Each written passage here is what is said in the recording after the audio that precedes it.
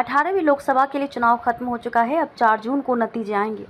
7 phase में 28 राज्य और 8 केंद्र शासित प्रदेशों की 542 सीट पर लगभग 65.14% वोटिंग हुई है। 19 अप्रैल से 4 जून तक चलने वाली ये चुनाव प्रक्रिया कुल 46 दिन की है। ये 1952 के बाद सबसे लंबे समय तक चलने वाला चुनाव है। 1952 में चुनावी प्रक्रिया 4 महीने तक चली थी। वहीं 1980 में सिर्फ 4 दिन में चुनाव हो गए थे।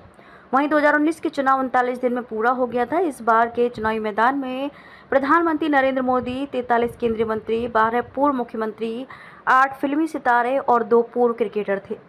7 राज्यों में 15 साल बाद वोटिंग घटी। पिछले 3 लोकसभा चुनावों के मुकाबले 2024 में कम वोटिंग हुई है। 2009 में सभी 543 सीटों पर 58.21%, 2014 में 66.44%, 2019 में 67.4% मतदान हुआ था, जो इस बार 66.07% रह गया।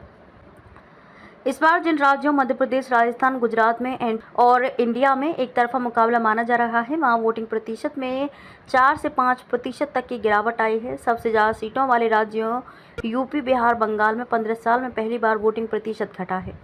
हालांकि महाराष्ट्र में पिछले 3 चुनाव में वोटिंग प्रतिशत बढ़ा है। 2019 और 2024 में हुए 7 फेज के वोटर आउट की तुलना लोकसभा चुनाव 2019 में भी 7 चरण में चुनाव हुए थे, लेकिन 2024 के 7 में से 5 चरणों में पिछली बार की तुलना में वोटिंग 4% तक घटी है।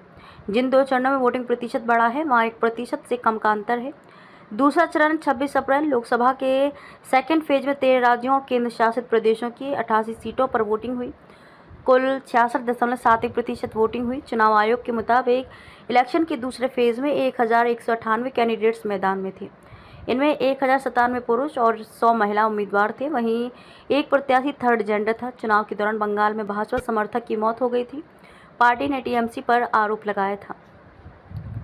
तीसरा चरण 7 मई लोकसभा के थर्ड फेज में 10 राज्यों और केंद्र शासित प्रदेशों की 93 सीटों पर 65.68% वोटिंग हुई। चुनाव आयोग के मुताबिक इस फेज में कुल 1352 कैंडिडेट्स मैदान में थे। इनमें 1229 पुरुष और 123 महिला थीं। चुनाव के दौरान बिहार में 2 और छत्तीसगढ़ में 1 व्यक्ति की मौत हो गई।